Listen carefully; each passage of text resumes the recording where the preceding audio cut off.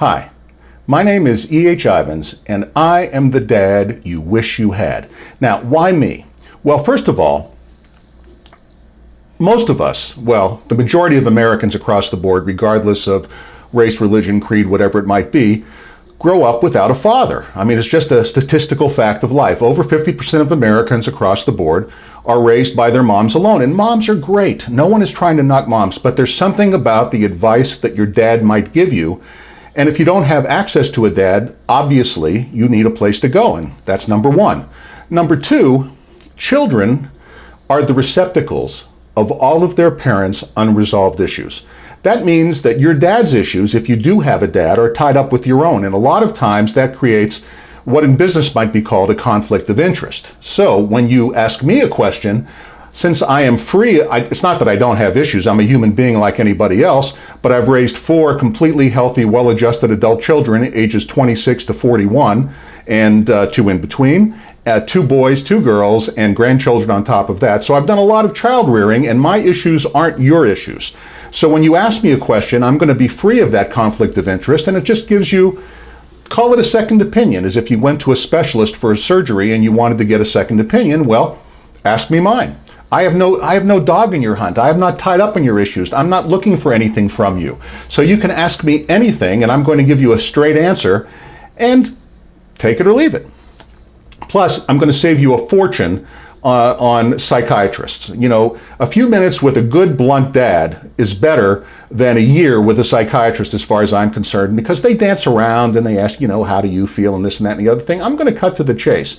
Just a few minutes with me, I'm going to get right to it. And you don't have to take the advice, but at least you'll have the input and direct input. And, you know, what qualifies me? You know, 4 great children and lots of grandchildren who all love me and we're all close. And you can decide for yourself whether you think the advice is good after you get it. Now, look, I am applying to be your surrogate father, not your friend. So I'm never going to coddle the answers that I give. They're going to be direct, and they're going to be blunt, and they're going to be to the point.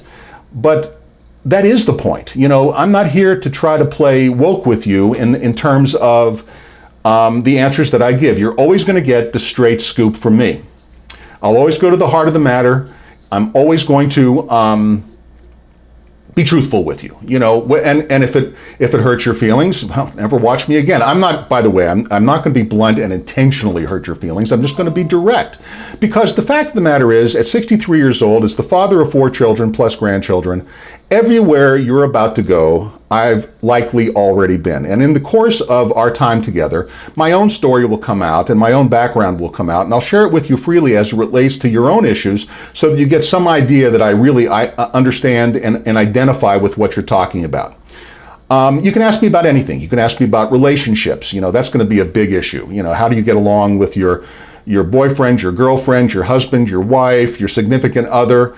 And by the way, across the board, you know, relationship issues and sexual issues, LGBTQ, I'm very, very comfortable with. I'm happy to answer questions in relation to all of this. I have a lot of experience in those areas as well. So please don't hesitate to ask me questions if you're gay or lesbian or transgender, because I'm going to be very upfront and blunt with you as well. You know, again, we live in a culture that tiptoes around issues because we're afraid to offend. This is going to be a free speech zone, a no worry about offense zone. We're going to get together and talk about issues and be direct about them, and hopefully help you solve the things you face. So whether it's relationships, whether it's sex, whether it's career, whether it's money, whatever, okay? I have a strong background in all of those areas.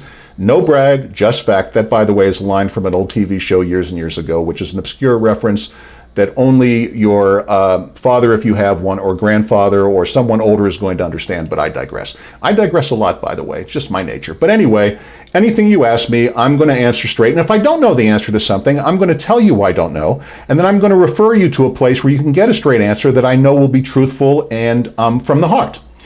Finally, and this is just a very brief message, I want you to understand that you don't need to have shame around anything you ask me. You know, a lot of times, I'll just quick little note on my own background. I come from a very abusive background.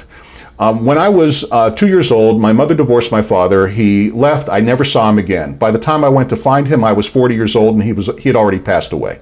So I never knew my father. And my mother brought into my life my stepfather, who was a monster. And my childhood was a monster of abuse of all kinds. I mean, if you can think of the kind of child abuse a child could be a victim of, I was a victim of everything, okay? But I had two huge advantages. Actually three. One is I had an extended family where I was able to seek comfort. Second, I was a bright child and was able to understand the third point, which is I wasn't related to this monster. I never felt that I was caught up in his mess. I just knew that at some point I would get away from him. And the lesson that I took from that childhood was to become the best father I possibly could. I worked really hard on it. But the point I make in this is a lot of people have shame around talking about things like being sexually or physically or emotionally abused as children because they somehow feel complicit in it or whatever the case might be, or they were just taught to feel shame about it by the people around them who were perpetrating these horrible acts.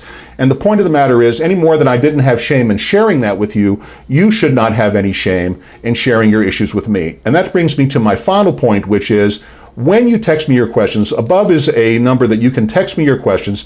Just use your first name. We're going to keep this anonymous. I'm not going to call you out. I'm never going to sell your information to anybody else. It's not going to be shared on any other social media. This is just a conversation between you and I about the issues that you face, and we're doing it together on this channel because that way people who are going through the same thing, and there are millions of people out there going through the same things you are, whether you realize it or not, perhaps we can help them too. So in the course of your own recovery or getting your own answers, and by the way, when I say recovery, everything doesn't have to be deep. You can ask me light questions. You can ask me easy questions. It doesn't matter.